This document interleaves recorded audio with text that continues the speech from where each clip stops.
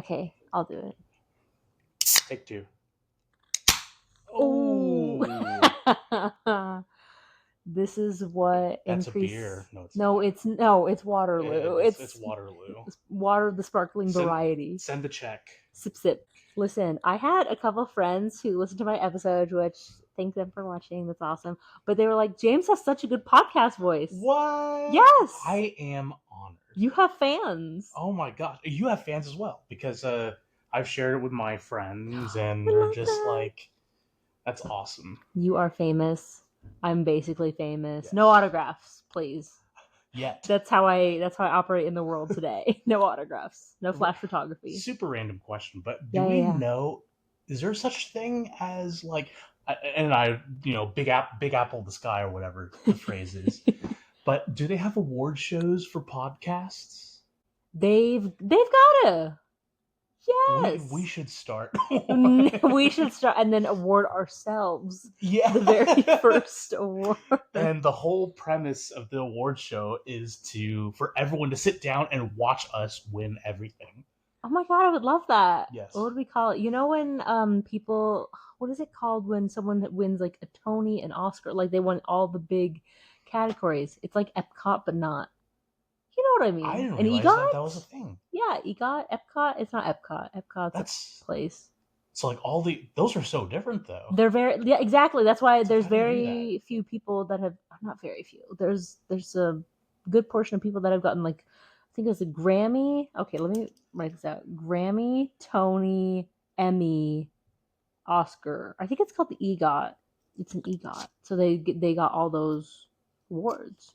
Oh, EGOT is an acronym. Yeah, EGOT is the acronym. Okay, yeah, I should have explained that. Oh, no worries. Well, do you get like bonus points or like, I don't know, do you put that on your resume? Do you get paid more? I imagine if you have all of those, you don't have a resume.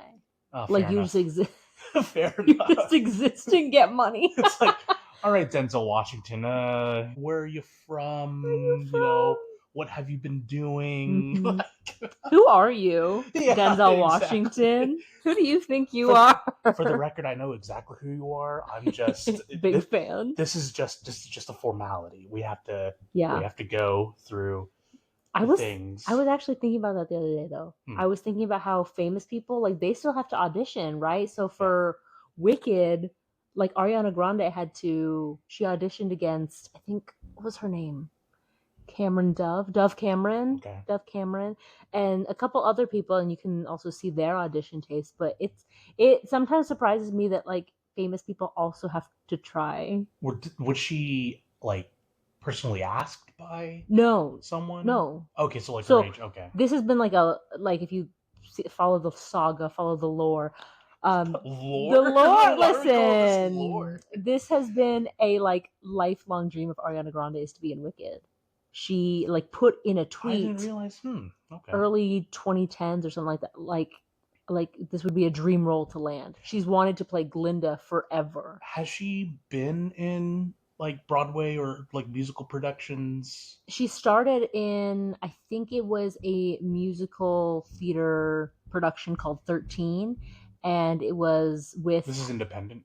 I have no idea. It's just the fact that pops up on YouTube Shorts if you look into Ariana Grande's upbringing, I guess you could say. So it started in theater. So that's how she got started. And then she went to, TV. And then she, I think, wanted to get into music. And then she's getting back into Broadway and musicals and stuff like that. I feel like that's where her heart is at right now. So she has...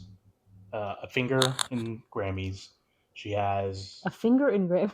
This is very weird. Sorry, yeah, whatever. A finger, a foot. No appendage. A hand.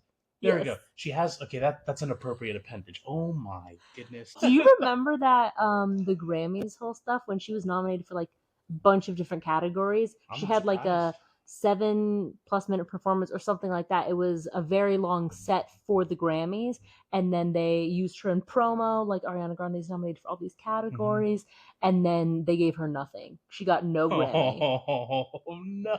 Yeah, so then she didn't go back. She didn't go back.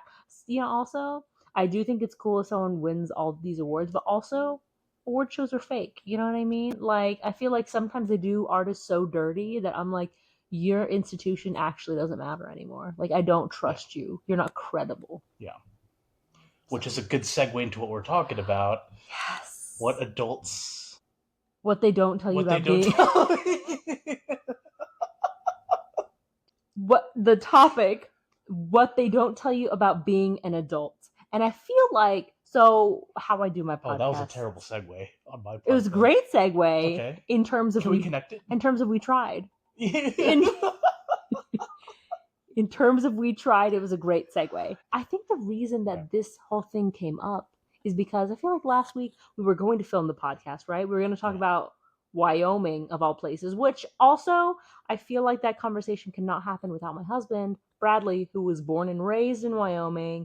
And for that to happen, I need a third mic, so we're not filming that for a while. But I think we just had like a cathartic moment, like a rant sesh, or just talking about like work strife and life strife and all these things happening at once. And so I had a list of topics that I was going to like talk about and that we could potentially go into. And then I said, what feels relevant right now? And that felt relevant. What they don't tell you about being an adult, because I feel like our rant stemmed from that place, maybe of not knowing what we know now, as I would call us hatchling adults. I think that's what I keep calling Bradley and I. And I don't know at what point I can stop calling us hatchling adults and just adults, but I'm hoping past 30. Oh, no, I'm still... Okay, so you're also hatchling adult. So maybe 40. Okay, who's to say?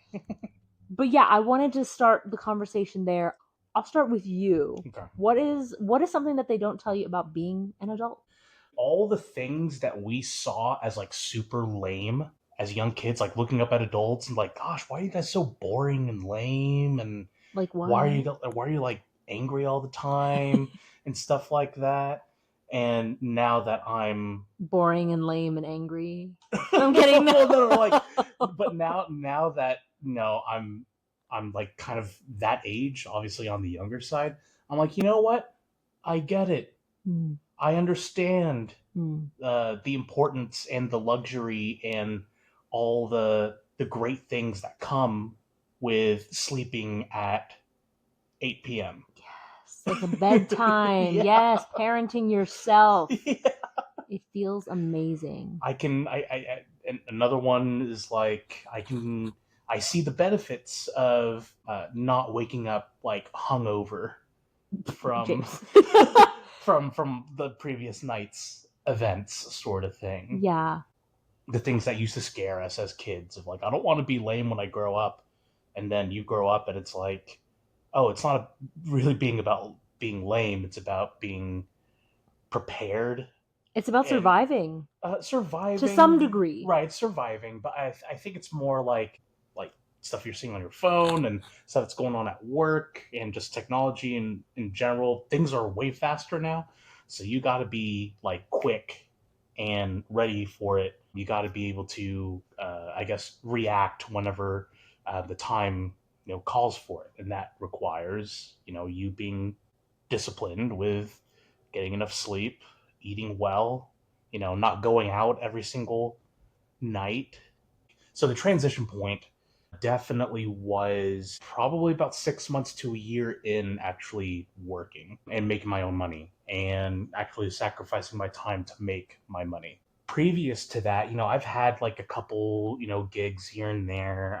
Back then, I was real big into like marching band and marching percussion. I was in drumline. During those times, I would, spend my summers, I think maybe 2 or 3 summers in a row. I'd go back to my old high school and help teach drums, basically. And that was my only form of like real employment. Previous to that, I've never worked in an office. I've never done like an 8 to 5. I didn't know what it was like showing up in slacks and a polo. And once all that stuff started happening, and once I get accustomed to like office culture, and then also there's the whole engineering thing that I'm not in school anymore, there's a lot of growing up really that had to happen. And by that growing up, I mean like everything from home life through office life everything had to change. To tie it back to what I was saying earlier, all the things that I previously kind of looked down on. I mean, I was super young. I was kind of an angry kid. But all the things that I would kind of look down on, of like, let's go out and have some fun and things of that nature. Once I started working, I realized that I can't do both of those things at the same time as often. And then now, as I got older, now I'm 7 years into the working life. For me now, it's like very rare I play hard. So the work hard, play hard aspect, that was like my motto, my credo. My credo. Stop. I can't with you, James. In college, during those first few months and few years into my career, it was both of those things. But now I don't. As I got more, I guess, more responsibility at work, I don't have that same bandwidth anymore. That I'm brought up my phone because it reminded me of the quote that I sent you, and I guess it relates to this conversation, which was, so sometimes, for context, sometimes James and I send each other quotes that we just find funny, inspiring, intriguing. It makes us wonder. So the one that I found was, your future life will cost something from your current life. That kind of ties back into, making the transition from the student mindset into kind of more the adulthood 8 to 5 office mindset. And it's a trade-off that you have to be willing and okay to accept sometimes, especially if it maybe takes you in the direction that you do want, right? Maybe some financial stability, and maybe something that is a bit more, especially when in your 20s, it feels nebulous as to where you're going, where the end goal is. It gives you an anchor of sorts. Even if you don't love where you start off working, or even if you do, it starts you off somewhere. And one point that you can say concretely, this is where my starting line is. But one of mine is everything can be bold. BOWLED. Like food can be bold. Like, that's something that they don't tell you about being bold. Is that everything can be bold. Like, for real. Like, you could just chuck everything in a bowl and eat it. Okay. I get this it. is not landing. I get it. Like, you could do a smoothie bowl. Yeah. An acai bowl. You can do, today I did like a little bok choy nacho salad, which was just bok choy and then ground beef with taco seasoning. Yeah. It was bold. Like, everything can be bold. Like, not everything has to be plated. But I learned that when I was an intern. So, like, I associate that lesson with that period of life where I had to go to work, come back, maybe get a bunch of other stuff done. I was also taking I was also taking classes at that time. And so then I was trying to be efficient and fast. So I realized everything can be bold. Also, when I was an intern. So I guess I had my learnings when I got into the workforce, quote unquote. When I was an intern, I learned that everyone was winging it. Like, absolutely everyone was winging it, and everything is made up, which blew my mind, really. Which is, Same here. and we just like replicate what others have done, or we do the opposite because it didn't work. This topic came up because someone asked, hey, can you help me like with this process? I'm going to put a document together. And someone in marketing had told me to use this tool called Scribe. It basically takes screenshots of where you're clicking so that you don't have to document it manually on Word. And I was telling this girl, hey, you should use this document. But I didn't know that until marketing told me that, and someone told marketing that. And so it's just all of us are winging it. That's crazy. Did you find, like, I guess like me, did you find that a little unsettling? It may be a little unsettling, but mostly it made me lose a lot of respect for the workplace entirely. I was like, why would people ever have egos if you are winging it? You don't know anything. And obviously people gain experience, and they learn new processes, and then they replicate those, and then they figure out what works and what doesn't, and they really hone in and narrow in on what their specialty is and how they bring such value to an organization. But at the same time, you're still winging it. Yeah. So it made me just when people are like, oh, this is what we do, or oh, we can't change that. My thought is yeah, but you made that up. That's a made up thought in your head that we can't change this because you haven't tried or something to that effect. I don't know. It was unsettling but liberating at the same Sure. time. Yeah, It yeah. almost expanded my mindset to say, what can't I do then? If everyone else is winging it, there's Right. nothing holding me back. Right. Right. Yeah. Day one at first workplace, you think you're just the bottom of the totem pole. Like, absolutely, you're going to be staying there just and like basically you're dirt Yeah. essentially. And then you And see something like that, and it's like, oh wait, I guess I'm not yeah, and there's a a way super up. And right. to be clear, I'm fine being dirt. Like I I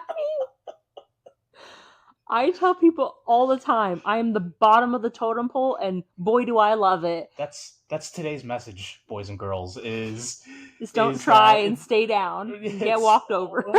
it's things that adults don't tell you. Sometimes it's okay to be dirt. Yes, facts though. Sometimes you have to be dirt. Yes, and I also feel like, honestly, from my vantage point, I love knowing the process. I love understanding the why behind things, and then I've always liked the concept of someone growing from within and getting promoted within the same company because then they know what that other person went through. Yeah. And even if you didn't start from the bottom of a certain company, if you're at least curious and you ask questions and you say, what are the ground level problems, what are the frontline workers, what would make the biggest impact for your life, I have immense respect for that. But then again, some people, they go into an organization, or like someone's been in an organization for a while, so they have their own set of ways and rules, and that's cool. But at the same time, like, let's be real, we all started from the bottom Yeah. and we can all go back to the bottom. Yeah. And let's be beginners, let's be learners again. Yeah. I got on a rampage, or I got on a soapbox. Okay, what is something else they don't tell you about being an adult, James? That there is so so much beauty in ordinary things. That is precious. Well, I What? mean, it's the basis of one of America's most loved TV shows, The Office. Even at a super boring, from the vantage point of where you're at, do just look around and see what are some things that you can pick up. Mm-hmm. So I was perhaps extremely, perhaps maybe overly ambitious Mm-hmm. with some of the things that I wanted to do in my life.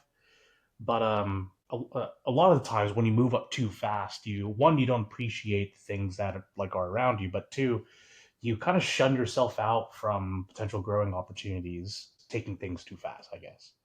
I think also some people, they get to a point where they're like, "Oh, that's beneath me. Like I'm not doing Yes. that Yeah. anymore." And Hmm. to that I say, times Which are is different. is a whole set of problems Yeah, in times are itself. different. So yeah, you cracked the code back in 1990, whatever. Yeah. But I wasn't even born then, sir. So Right. let's get back up to speed. This is what it looks like now. Right. You can always Mm. be learning, but Can I, that's cool. can I ask a Pretty. quick question? Yes. So we're like 7 years difference How old are age. you? I'm 31. I'm 25. I had to think about Oh that. my goodness, you are tiny. I'm itty bitty. 6 years then, Okay, probably.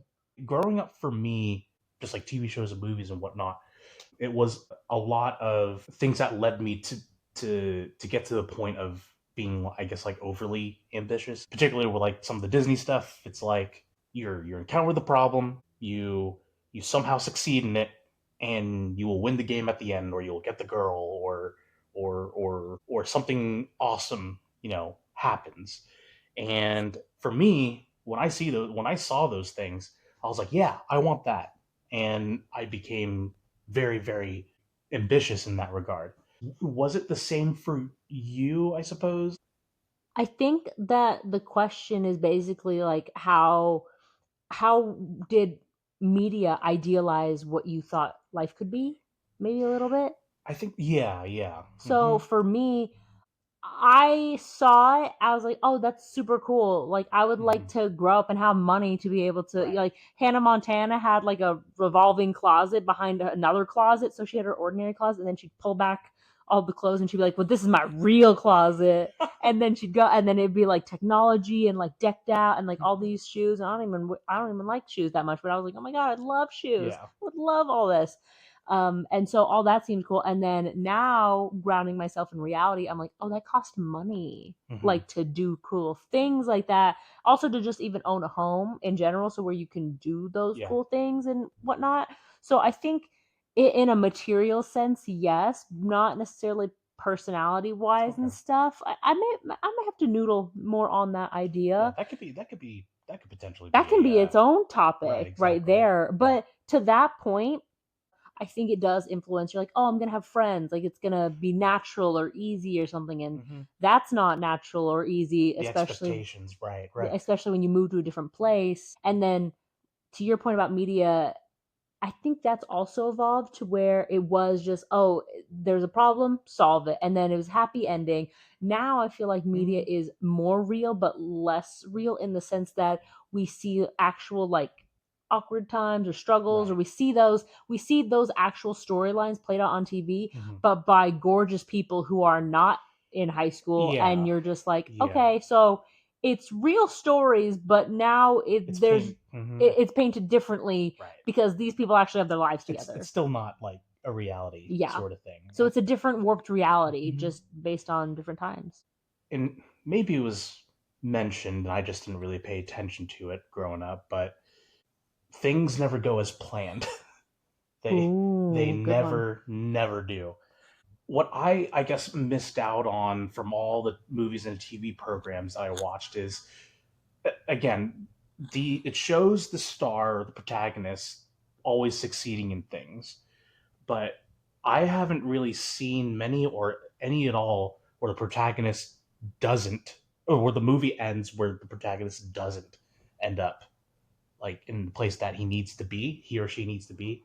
But more importantly, these movies show what happens when things go right. But what do you do when it goes wrong? You know? That's so profound, Jamed. It's like, see, yeah.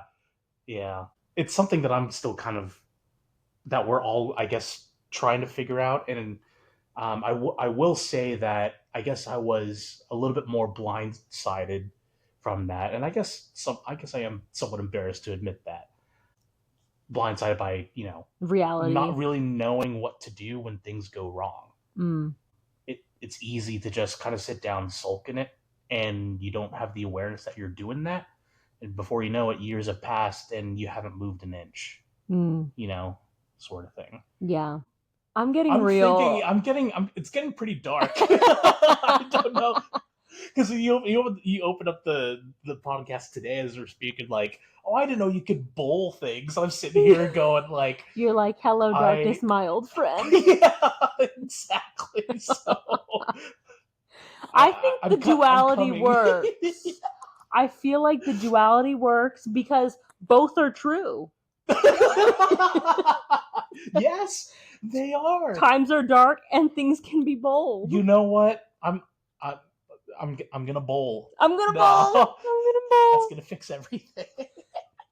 I always forget that people, podcasters for listening. So then how do I translate into actual words? Sometimes I'm a visual learner, right? So sometimes I'll say things and I'm like, oh, if someone just like sees my gestures or whatever, they'll know what I'm saying. They won't know what I'm saying. That's an interesting exercise in itself too. It helps you be more it's like mindful, I guess. Mindful, but if you're in a professional workplace and you have to communicate to like customers or anything like that, it's something that you have to learn. Yeah. So. Oh my gosh. Okay. One of the things I'm loving at work right now is indoctrinating my recruiters. So don't give me that. Listen, I will say we did have a recurring segment on our team meetings there for a while of what did Lucy try to cook? Because what Lucy tried to cook was not good. That's actually pretty cool. I know. Because I was like, I want us to get the vibes up and have fun at the beginning when people are like joining on. And then I was like, this is what I cooked. I just did it one day and people were like, what is that? And they were astounded, horrified, whatever word you want to use. They were not a fan. But that became the start of it. Yeah. I as you know, am Gen something or other. What do I look up? Am I Gen Z? That feels old to type. Am I Gen Z? Okay, if your birth year falls between 1997 and 2012, checkmate, atheist. Okay. So Bradley and I say that to each other all the time. So that's why I felt that. But then you were like, "All right, that's fine." So yeah, 1999. So I'm Gen Z. Who decides the cutoff dates for millennial, Gen Z, and all that kind of stuff? I think it's based on experiences. Like it's divided roughly by year, but then also you fall in a certain category when you remember significant events. So, like for example, where you were when 9/11 happened. Right. Yeah. I have no recollection because I was infant. But other people, it's a very visceral reaction. They absolutely know. Other times it's like experiences that they went through, like the Great Depression or things like that. Right. So I think it's marked by those big things. For my generation specifically, COVID mixed with George Floyd, mixed with Pride, mixed with a bunch of things. The reason I bring it up though is because I've been, messaging my recruiters. At one point, I bring some lingo into the workplace that has historically not been there. Started signing off my emails like, "Thanks and have a lovely day." And it was so cute and people appreciated it. And so that's what I do now. But like actual Gen Z lingo now, I'm putting into practice. Recently, a recruiter, I needed something from them. They messaged back and I was like, "Big slay, thank you." And like the U button was pressed like 50 times. Yeah. And I put a little emoji, a little heart in there. Yeah. I love doing that.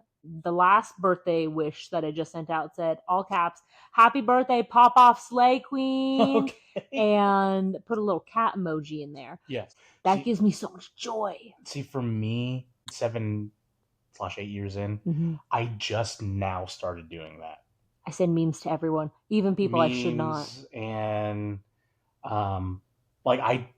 it took me a while, but sometimes when you reply to other people, you don't even give like an address, like this person, comma, thank you, comma, regards, signature.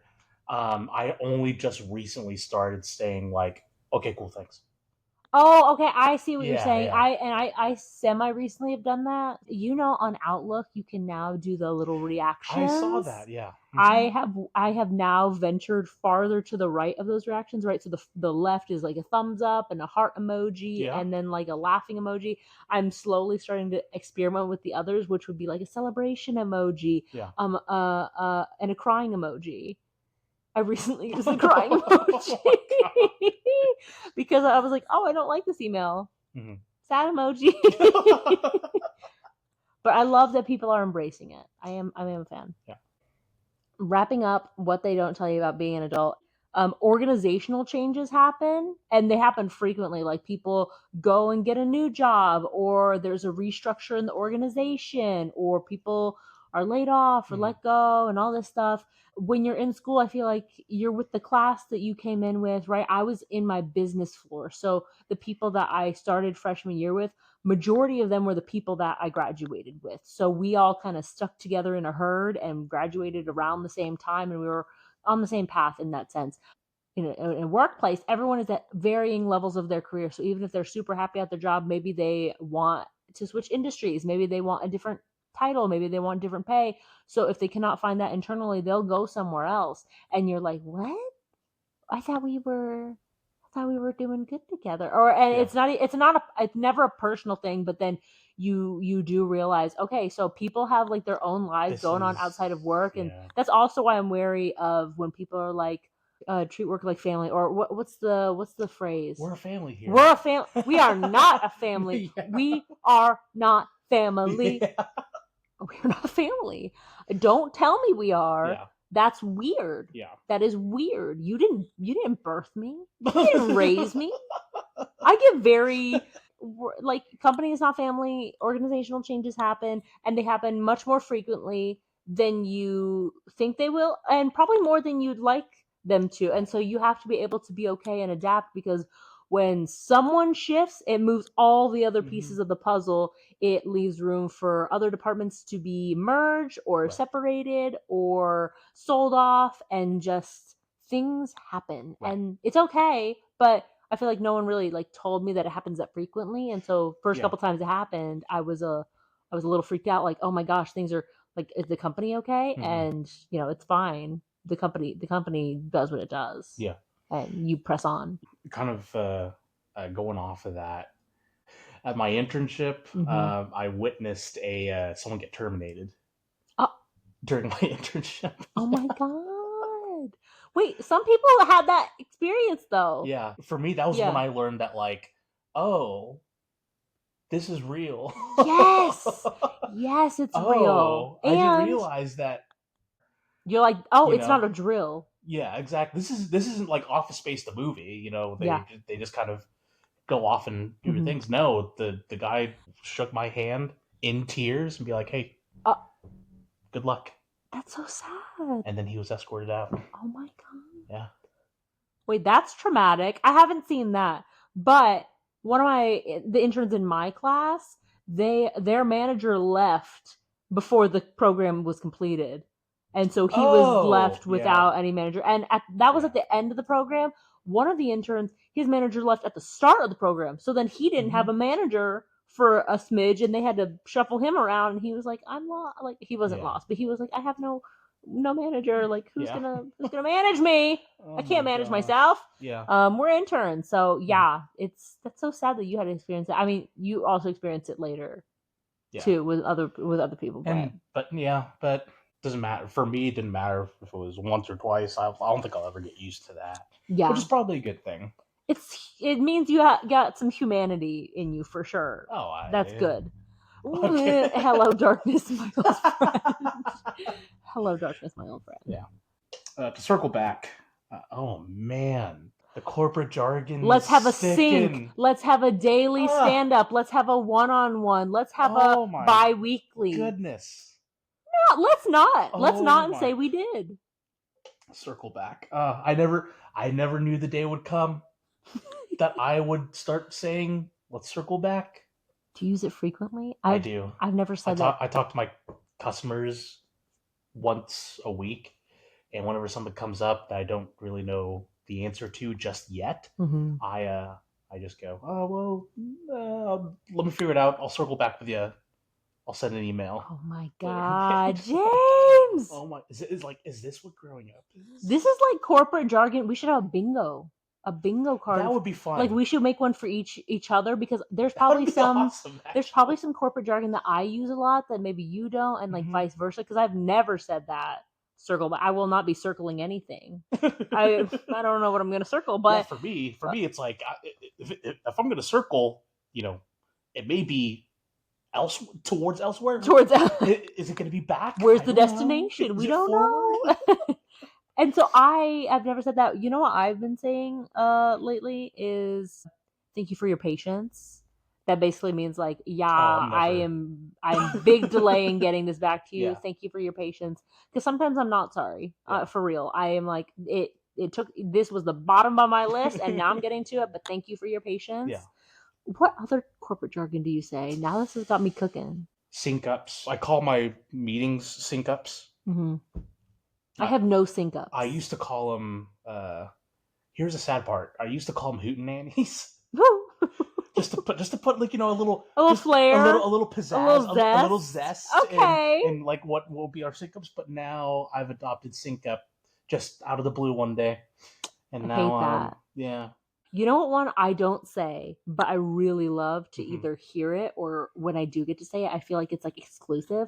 Take offline, because I'm like, it's about to go down. Yeah, I've said that a handful of times, not in that context, but I have said that a good handful of times. And I've said it when I'm like, y'all, this meeting is derailed. Y'all are talking about problems that don't even exist, and now you're creating problems. So I'm like, maybe we regroup, revisit, and take this offline. Right. I had one difficult conversation with a customer. They weren't very sure of how they wanted to proceed, and time's of the essence, obviously. And so they want to proceed like with one way, and was one of the very first times I actually like put my foot down. I love it. So I interjected. I was like, it sounds like we're at a very important fork in the road here James. in terms of how we should proceed with X, Y, and Z. In order to help you guys best, we need to work with each other Ooh. to Ooh, good. to make sure that we both get what we want. It's Alignment. very I think I did Alignment. say alignment. Yeah. I heard that today in a meeting. It's basically when like we're disagreeing and we need to agree. Let's find some let's take this offline so we can find some alignment. I'm like, oh, it's about to go down. Find some alignment in the form of my fist. Into your face. Yeah. Strategy is something that Strategize. I hear a lot. Like we want alignment with the strategy. I'm surprised you haven't heard fork in the road yet. I have not ever heard fork in the road. Okay, well that's mine. Have you been having any? I like to call them corporate girly moments.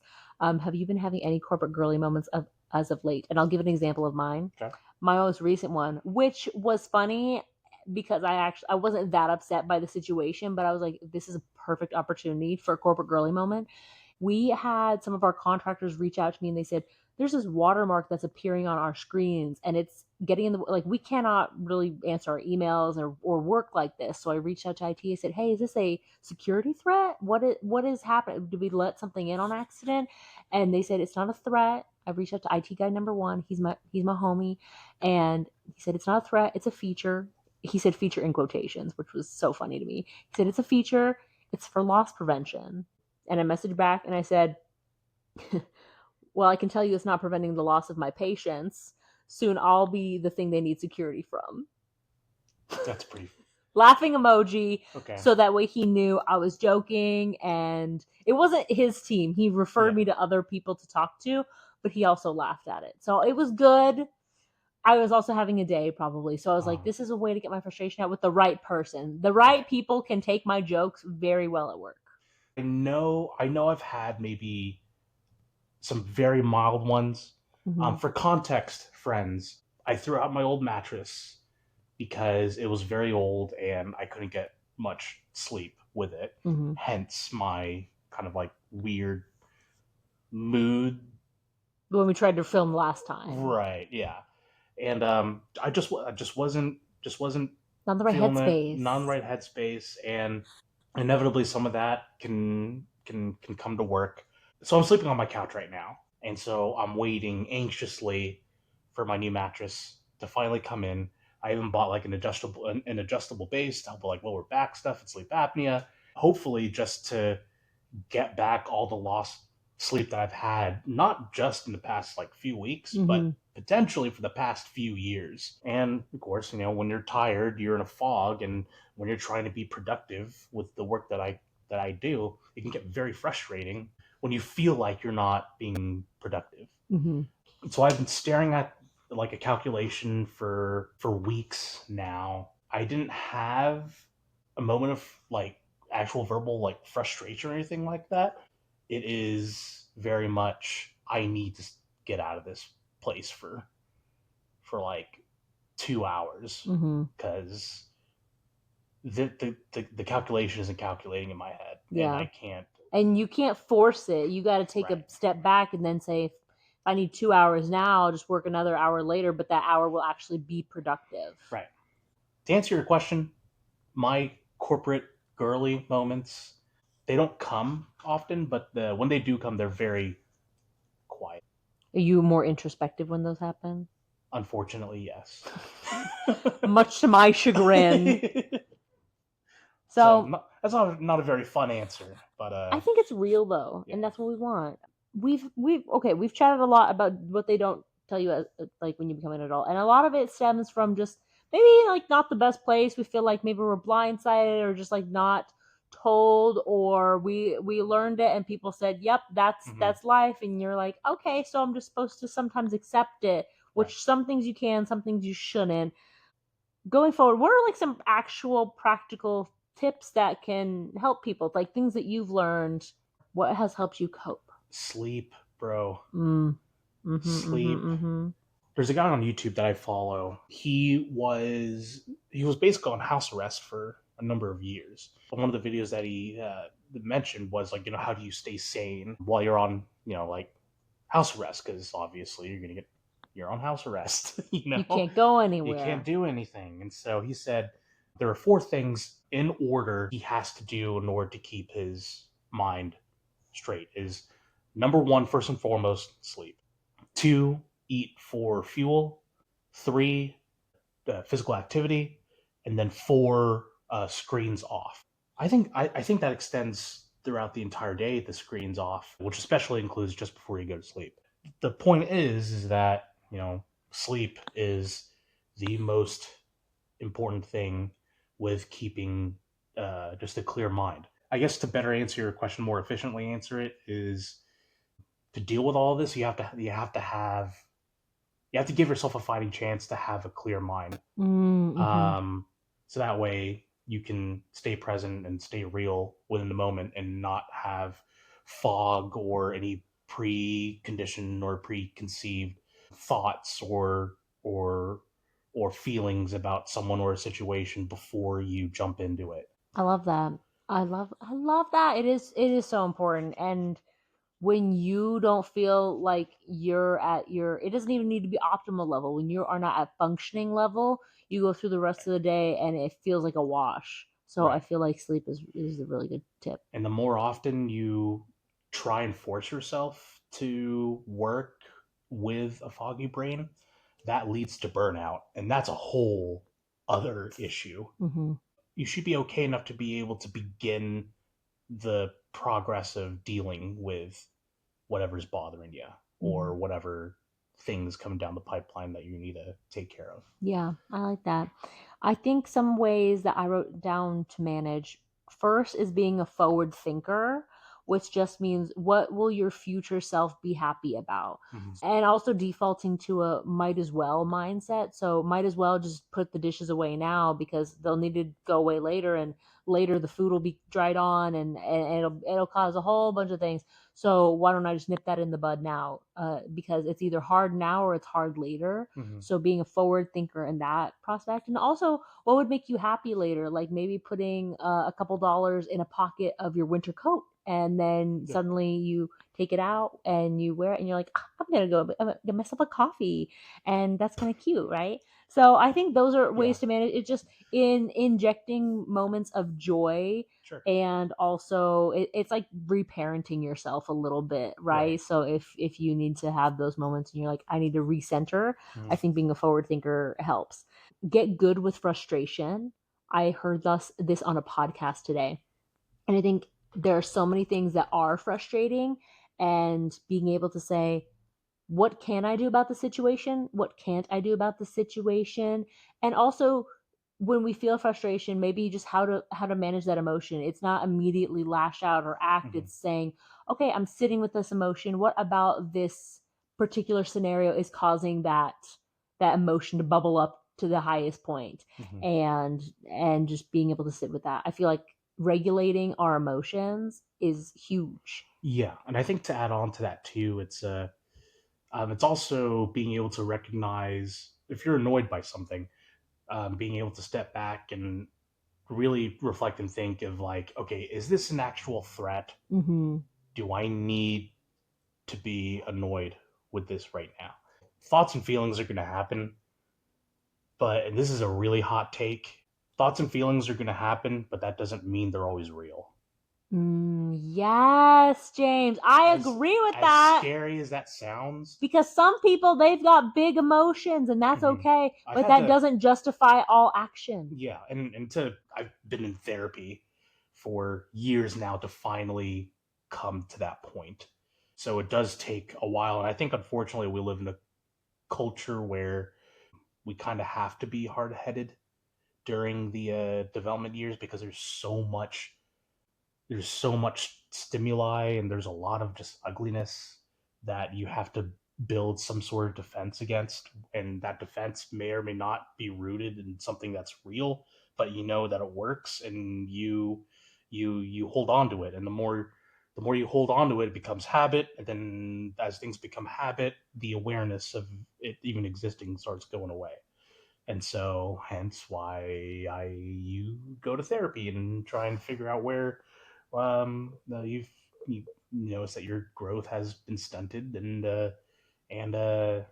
trying to figure out what's going on. Like you're feeling really upset and you don't know why.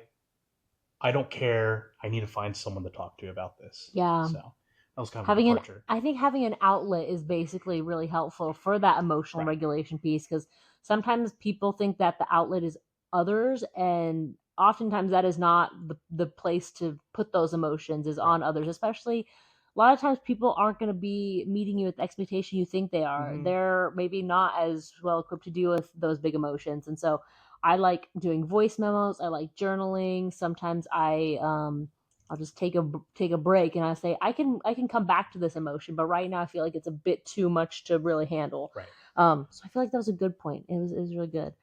The last one that I thought of is when you're feeling discombobulated, when you don't understand what's going on, when things are being thrown at you, and you're just like, why does life keep happening to me? It just feels like maybe you can't get ahead or even Mm-hmm. get back up on your feet and like stay the course.